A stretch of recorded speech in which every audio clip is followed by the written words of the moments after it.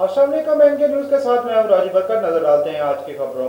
شیخ الاسلام حضرت بہاء زکریا ملتانی کے عرس کی اختتامی دعائیہ تقریب جاری۔ ڈپٹی کمشنر عمر جہانگیر کی ہدایت پر دربار کی صفائی ستھرائی کے مثالی انتظامات، ویسٹ مینجمنٹ کمپنی کا قلعہ کونا اور دربار شریف پر خصوصی صفائی آپریشن۔